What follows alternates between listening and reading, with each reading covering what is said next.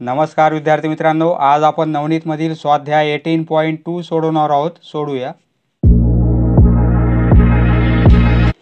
पहिला प्रश्न, या चौकोनाचे कर्ण एकरूप असून ते परस्परांना काटकोनात दुभागतात.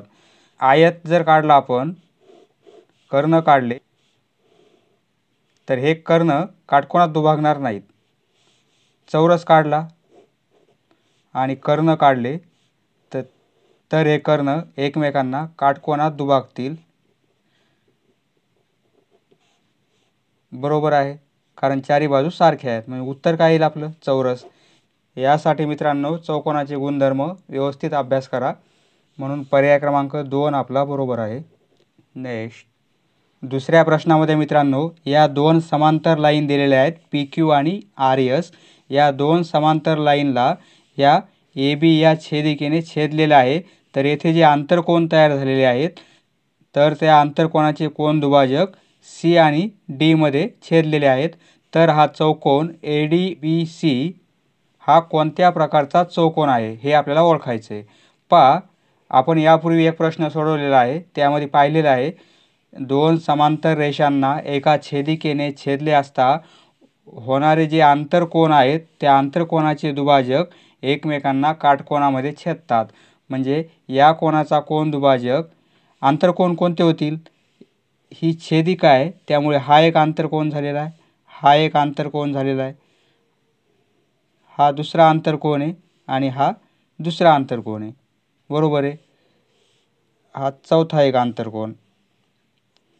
हे दोन व्युत्क्रम होतील, एकरूप असतील आणि हे दोन व्युत्क्रम होतील, एकरूप असतील. तर या कोनाचा कोन दुभाजक या कोनाचा कोन दुभाजक एकमेकांना काटकोनामध्ये छेदतात आणि या कोनाचा कोन दुभाजक या कोनाचा कोन दुभाजक आणि या कोनाचा कोन दुभाजक हे पण एकमेकांना काटकोनामध्ये छेदतात. त्यामुळे येथे हा काटकोन चौकोन तयार होणार आहे. म्हणजे पर्याय क्रमांक 3 आपला बरोबर आहे. दोन समांतर रेषांना एका छेदिकेने छेदले असता होणाऱ्या आंतरकोनाचे कोन दुभाजक एकमेकांना काटकोनामध्ये छेदतात. नेक्स्ट, येथे मित्रांनो आपल्याला आयताची लांबी दिलेली आहे, आयताची रुंदी पण दिलेली आहे. तर परिमिती किती हे काढायचं आपल्याला. तर परिमिती काढण्यासाठी आपण सूत्र वापरू. आयताची परिमिती म्हणजे 2 गुणिले लांबी अधिक रुंदी हे सूत्र आहे. म्हणजे बरोबर 2, लांबी किती दिलेली? 2x + 3y + 7z. 2x 3y + 7z आणि प्लस करायची आपल्याला रुंदी x - y - z plus x - y - z. हे आपण मायनस केलेले नाहीत, आपल्याला रुंदी मायनसमध्ये दिलेली आहे, त्यामुळे आपण हे मायनस नाही केले, जशाला तशी टर्म लिहिलेली. ही टर्म जी आहे तशाला तशीच लिहिलेली आहे आपण, फक्त ह्या दोघांमध्ये प्लस केलेलं आहे आपण. 2x आणि x म्हणजे 3x होतील, -y म्हणजे +2y, 7z - z म्हणजे 6z होतील. आता 2 ने हा कंस सोडून घेऊ आपण. 3 दोन्ही 6x + 4y + 12z 6x + 4y + 12z म्हणजे पर्याय क्रमांक 2 आपला बरोबर आहे. नेक्स्ट, दोन एकरूप समद्विभुज काटकोन त्रिकोण कर्णाच्या बाजूने एकत्र जोडल्यास कोणती आकृती निश्चित तयार होईल? दोन समद्विभुज काटकोन त्रिकोण म्हणजे हा एक काटकोन त्रिकोण काढला आपण, समद्विभुज दिलेला आहे, याचा अर्थ ही बाजू आणि ही बाजू एकरूप असेल. काटकोन त्रिकोण आहे, येथे 90 अंशाचा कोन होईल. हा त्रिकोण आणि दुसरा एक त्रिकोण काढला आपण, एकरूप आहेत, म्हणजे दोघांची मापे सारखी आहेत. हे दोन त्रिकोण सारखे आहेत. आपल्याला काय सांगितलेले आहे? कर्णाच्या बाजूने एकत्र जोडल्यास हा त्रिकोण आपण घेतला आणि या त्रिकोणाशी असा जोडला. पहा, बरोबर असा जोडला आपण. हा त्रिकोण घेऊन यावर आपण असा जोडलेला आहे कर्णाच्या बाजूने, म्हणजे कर्णला कर्ण जोडलेला आहे. तर कोणती आकृती तयार होईल? चौरस तयार होईल. बरोबर आहे, कारण बाजू सारख्या आहेत. प्रत्येक कोन 90 अंशाचा होऊन जाईल. म्हणजे पर्याय क्रमांक 2 आपला बरोबर आहे. नेक्स्ट, येथे मित्रांनो आयत PQRSच्या बाजू PQचा मध्यबिंदू M, एक PQRS आपण आयत काढू. हा PQRS आपण आयत काढलेला आहे. तर PQचा मध्यबिंदू PQचा मध्यबिंदू M दिलेला आहे आपल्याला आणि RSचा मध्यबिंदू N दिलेला आहे. हे जर दोन्ही जोडून घेतले आपण तर 2 चौरस तयार होतात. असं येथे दिलेलं आहे आपल्याला. हे 2 चौरस तयार झालेले आहेत. म्हणजे प्रत्येक कोन येथे 90 अंशाचा असेल आणि ह्या प्रत्येक बाजू एकरूप असतील. जर PQ 8 असेल, P आणि Q 8 असेल तर याचा अर्थ काय होईल? PM 4 असेल आणि MQ 4 असेल, कारण M हा PQचा मध्यबिंदू आहे. तर MN किती काढायचं आपल्याला? MN ही बाजू किती? आता हे चौरस तयार झालेले आहेत म्हणजे प्रत्येक बाजू सारखी असणार आहे. ही 4, ही 4, ही पण 4 असेल. म्हणजे उत्तर काय असेल? 4 सेंटीमीटर. म्हणजे पर्याय क्रमांक 2 आपला बरोबर आहे. नेक्स्ट, ABCD या समभुज चौकोनात बीचं माप आपल्याला 100 अंश दिलेलं आहे. तर मेजर ऑफ अँगल BDC किती? आपण ABCD एक समभुज चौकोन काढू की ज्यामध्ये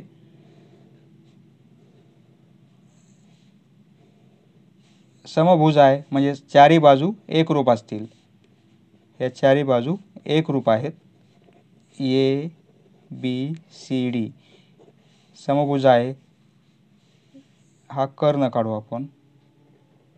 तर आपल्याला ABCचं माप 100 दिलेलं आहे. तर BDC या कोणाचे माप किती असेल पहा. Bच्या समोरचा कोन D आहे. चौकोन दिलेला आहे आपल्याला ABCD समभुज. समभुज चौकोनाचा गुणधर्म माहीत पाहिजे. समभुज चौकोनाचे सम्मुख कोन एकरूप असतात. म्हणजे Bचं जे माप आहे, Bचं 100 अंश दिलेलं आहे, तेच माप Dचं पण असणार आहे. ह्या टोटल Dचं. बरोबर आहे. म्हणजे पूर्ण D कोन कितीचा येणार आहे? 100चाच येणार आहे, कारण सम्मुख कोन एकरूप असतात. समभुज चौकोनाचा हा कर्ण आहे BD. समभुज चौकोनाचे कर्ण सम्मुख कोन दुभागतात. त्यामुळे या BD कर्णामुळे या कोनाचे 2 इक्वल भाग तयार होतील. बरोबर आहे. हा 100चा एकूण मोठा कोन, तर हा 50चा होईल आणि हा पण किती होईल? 50चा होणार आहे. म्हणजे पर्याय क्रमांक 4 आपला बरोबर आहे. फक्त गुणधर्म माहीत पाहिजे. समभुज चौकोनाचे कर्ण सम्मुख कोन दुभागतात. नेक्स्ट, येथे मित्रांनो आपल्याला समांतरभुज चौकोन दिलेला आहे आणि लगतच्या कोनांची मापे 2x आणि 3x असतील. तर त्या चौकोनाच्या चारही क्रमागत कोनांची मापे किती? समजा समांतरभुज चौकोन कोणता दिलेला आहे? ABCD. हा समांतरभुज आहे. बरोबर आहे. सम्मुख बाजू समांतर आहेत.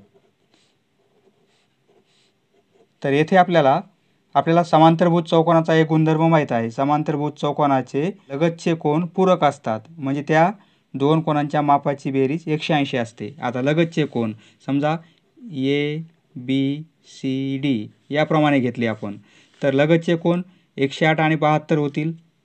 दोघांची बेरीज 180 आहे. आणि B आणि C हे पण लगतचे आहेत. B आणि C हे पण लगतचे. दोघांची बेरीज 180 आहे का? नाही. त्यामुळे हा पर्याय होणार नाही.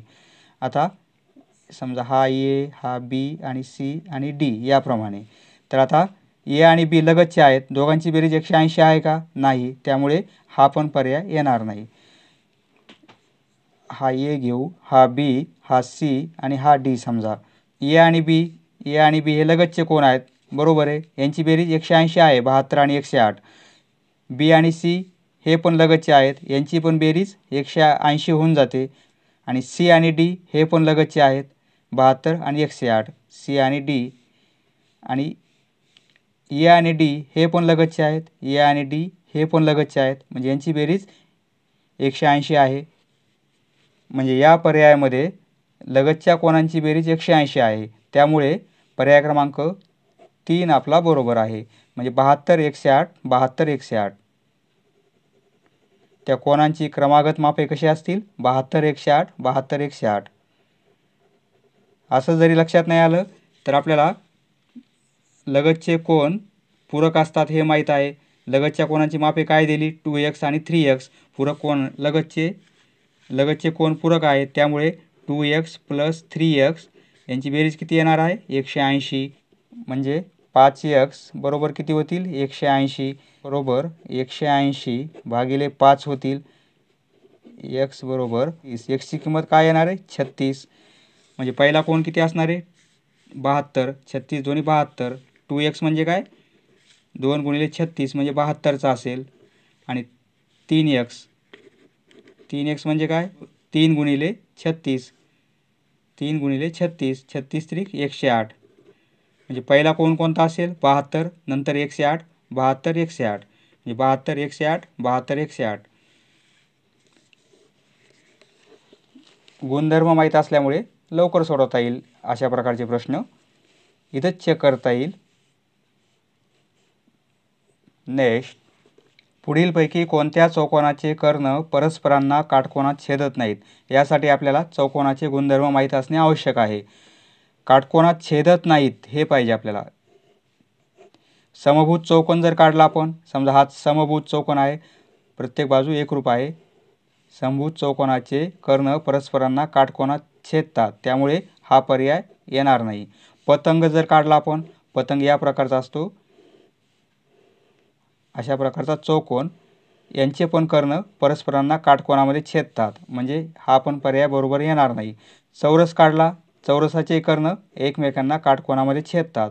हा चौरस असेल, चारी बाजू एकरूप आणि चारी कोन 90 अंशाचे, तर हा चौरस आहे आणि याचे कर्ण काटकोनामध्ये छेदतात, म्हणजे हा पण पर्याय नाही. कोणत्या चौकोनाचे कर्ण परस्परांना छेदणार नाहीत? तर समलंब चौकोनाचे, म्हणजे हा पर्याय आपला बरोबर येणार आहे. समलंब चौकोन या प्रकारचा असेल, बाजूंची एक जोडी समांतर असेल. समजा हे समलंब चौकोन आहे, याचा कर्ण काढला आणि हा कर्ण काढला तर हे काटकोनामध्ये छेदणार नाहीत, त्यामुळे पर्याय क्रमांक 3 आपला बरोबर आहे. नेक्स्ट, येथे मित्रांनो एक आयत व एक चौरस यांची क्षेत्रफळे समान आहेत. आयताची लांबी 16 सेंटीमीटर असून चौरसाची बाजू 16 सेंटीमीटर आहे. तर आयताची रुंदी काढायची आपल्याला. आता आपल्याला दिलेलं काय आहे? एक आयत व एक चौरस यांची क्षेत्रफळे समान दिलेली आहेत. येथे काय दिले आपल्याला? एरिया ऑफ आयत, आयताचे क्षेत्रफळ, आणि एरिया ऑफ चौरस येथे एकरूप दिलेले आहेत आपल्याला, समान आहेत. तर आयताचे क्षेत्रफळ म्हणजे लांबी गुणिले रुंदी, लांबी गुणिले रुंदी, हे समीकरण दिलेले आहे आपल्याला. आणि चौरसाचे क्षेत्रफळ म्हणजे बाजूचा वर्ग, बाजू आणि त्याचा वर्ग. लांबी आयताची आपल्याला दिलेली आहे 16 सेंटीमीटर, किंमत टाकू आपण आता 16. रुंदी आपल्याला आयताची किती आहे हे काढायचं आहे, म्हणजे रुंदी किती आहे काढायची आपल्याला. आणि बाजू दिलेली चौरसाची 12 सेंटीमीटर, म्हणजे 12चा वर्ग.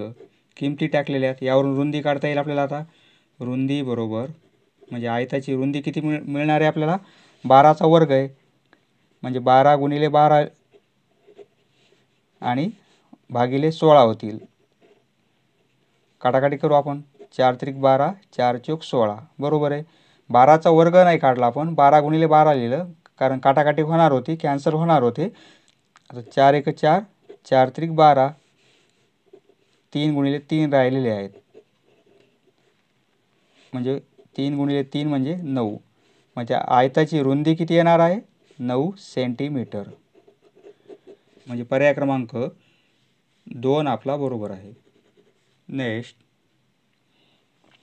13 सेंटीमीटर बाजू असलेल्या समभुज चौकोनाच्या एका कर्णाची लांबी 24 सेंटीमीटर दिलेली पहा. समभुज चौकोन दिलेला आपल्याला. समभुज चौकोनाच्या सर्व बाजू एकरूप असतात. हा समभुज चौकोन आहे. एका कर्णाची लांबी दिलेली आपल्याला. कर्णाची लांबी दिलेली 24 सेंटीमीटर. ही बाजू दिलेली 13 सेंटीमीटर, म्हणजे प्रत्येक बाजू 13 सेंटीमीटरची. तर दुसऱ्या कर्णाची लांबी किती? तर दुसरा कर्ण काढला आपण, तर त्याची लांबी किती हे विचारलं आहे आपल्याला.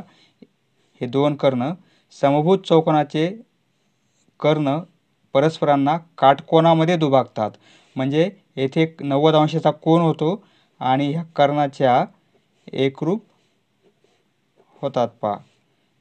ही बाजू 24 दिली आपल्याला, म्हणजे हा कर्ण 24 आहे. याचा अर्थ ही 12 असेल आणि ही पण 12 असेल. बरोबर आहे.